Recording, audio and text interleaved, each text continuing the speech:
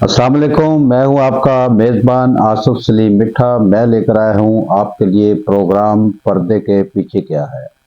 आजकल पाकिस्तान में एक ही चीज़ का शोर होगा है, वो है कि बिजली महंगी बहुत हो गई है, लोगों का जीना दुश्वार हो गया है। लोग बड़ी मुश्किल के साथ गुजारा कर रहे थे कि इस पीडीएम की हुकूमत ने 16 माह में कई बार बिजली के टैरिफ बढ़ाकर उन्हें जो है वो उनसे आम जीने और खाने पीने की रोटी भी छीन ली है। दरअसल अगर आप बिजली के बिल को देखें तो उसके ऊपर कोई 6-7 किस्म के टैक्स हैं और उनके अंदर एक और लाइन है, मजीद tax, further taxes. Further tax क्या है, उसकी वाकई ही तारीफ होनी चाहिए कि वो फर्दर टैक्स क्या है। एक चीज़ तो ये है। दूसरी चीज़ ये है कि बिजली इतनी महंगी नहीं है जितना कि डेफिसिट पूरा करने के लिए बिजली का रेट बढ़ाया जाता है, और इनको आसान एक जो है वो आवाम की कमर पर इतना ज़्यादा लोड, इतना वज़न जो है वो लाद दिया गया है कि अब आवाम चलने फिरने खाने पीने के काबिल भी नहीं रही। पेट्रोल और बिजली दो ही ऐसी चीज़ें हैं। और तीसरी चीज़ टैक्सेस है। अगर इनको काबू में नहीं रखा जाएगा तो पाकिस्तान हरगिज़ आगे तरक्की नहीं कर सकेगा, और जो छोटे कारोबार हैं वो बिल्कुल दफन होकर पहले ही 50% जो है वो 50% कम हो चुके हैं। तो अब जो है जो आगे लोगों का जो आम रोज़गार है वो इन तीन चीज़ों से वाबस्ता है।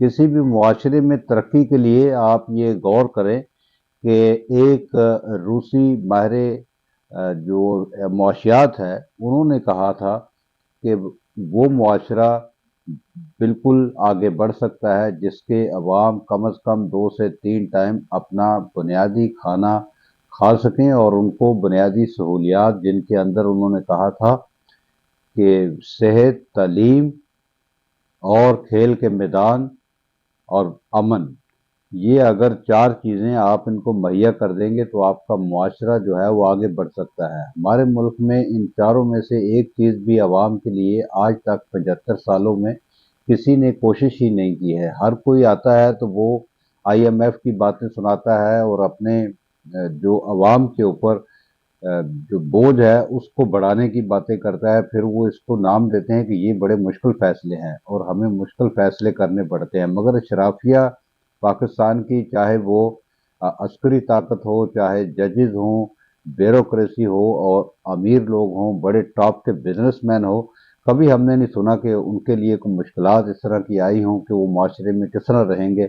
ये एक आम आदमी की बात है जिनकी तादाद पाकिस्तान में कम अज़ कम 96 से 97% है। ये 3% लोग हैं जिनमें से 1% तबका हमारे ऊपर हुकूमत करता है और 2% तबका जो है वो अयाशियों में सुबह शाम मसरूफ़ है। अभी सोशल मीडिया पर जो हिसाब किताब लगाकर लोग जो पोस्टें शेयर कर रहे हैं उनके अंदर बहुत सारी सच्चाई भी है। 50% से ज़्यादा जो पोस्टें हैं वो बिल्कुल सच्ची हैं कि जो अरबों रुपए का आप रिलीफ दे रहे हैं ऐसे लोगों को जिन लोगों को ज़रूरत ही नहीं है, जिनकी तनख्वाहें 15 से 20 लाख हैं, 10 लाख हैं, 5 लाख हैं, उन्हें रिलीफ की ज़रूरत नहीं है। वो अपने बिल्स भी दे सकते हैं और इस मुल्क में अ, हुक्मरानी बड़े आराम से, सुकून से कर सकते हैं। मगर ये है कि सारा जो लोड है, सारा जो बोझ है, वो आम आदमी पर डाला जा रहा है। एक आम आदमी के घर का जो बजट है, आप देखें कि आम छोटे से छोटे घर का भी आज जो बजट है वो 50,000 रुपए से कम नहीं है। और जब उससे थोड़ा सा अगले दर्जे में आप जाएंगे तो कम अज कम 1.5 लाख रुपया अगर हो तो आम आदमी उस माशरे में जिंदा रह सकता है। हुकूमत ने आज तक जितनी भी हुकूमतें आई हैं उन्होंने आज तक रोजगार बढ़ाने के लिए या इस तरह के कारखाने या इंडस्ट्री या कुछ भी जो है इंस्टॉल नहीं किया। हमें जो सीमेंट, बजरी और सरिये के ऊपर काम होता रहा, और वो इतने महंगे कर्जे लेकर ये प्रोजेक्ट बनाए हैं कि आज कौम उसको भुगत रही है। सरकारी जो रियासती अखराजात हैं उनमें मेरे अंदाजे से अगर आप 50% उसमें कमी लाएंगे तो अवाम को हम रिलीफ दे सकेंगे। अब बिजली का जो चल रहा था एहतजाज वो पूरे मुल्क में फैल गया है। क्या कि جو KC جو کراچی کی کمپنی ہے وہاں سے لے کر اور آزاد کشمیر کی پہاڑیوں تک جو ہے یہ عوام نے بہت احتجاج کیا ہے، اور یہ احتجاج کہیں بغاوت میں اور کہیں خانہ جنگی میں نہ ڈھل جائے۔ جو برسر اقتدار طاقتیں ہیں یا جو ان کو لے کر آئے ہیں نگران حکومت میں، انہیں چاہیے کہ عوام کی بات سنی جائے اور عوام کے لیے جو ہے وہ ریلیف کی فوری کوئی صورت پیدا کی جائے، کیونکہ اس طرح تو ملک جو ہے وہ نہیں چل سکتے۔ کیونکہ عام آدمی، اگر ایک عام آدمی کی میں آپ کو کہانی بتاتا ہوں کہ اگر وہ مہینے کے صرف 10 یا 15 ہزار روپے کماتا ہے تو وہ 18-20 ہزار روپے کا بل کیسے دے سکتا ہے؟ آپ خود سوچیں۔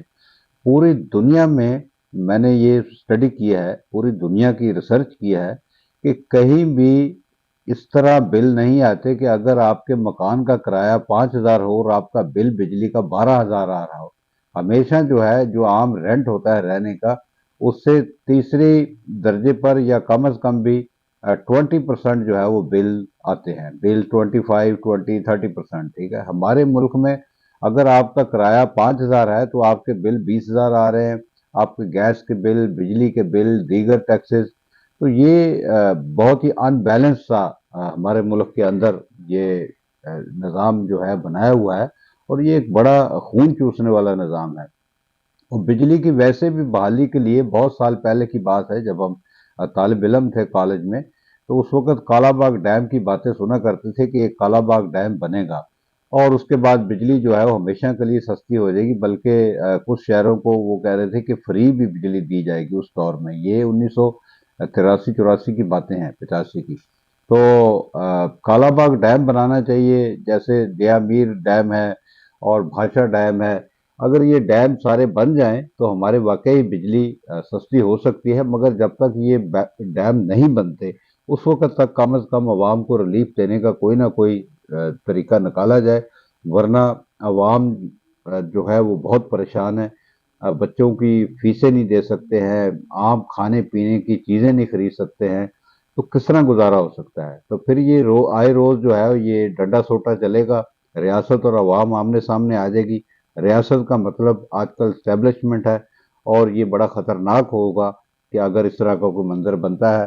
بہرحال آپ ہمارے ملک میں بہت امیر لوگ بھی ہیں جن کے پاس اربوں روپیہ ہے، اگر وہ اس طرح کی تھوڑا بہت ایک اللہ کے نام پر سبسڈائز کریں، لوگوں کی مدد کریں، مگر وہ کتنی مدد کر سکتے ہیں؟ آپ یہ دیکھیں کہ بل جو ہے ان کی ایک انتہا ہو گئی ہے بالکل۔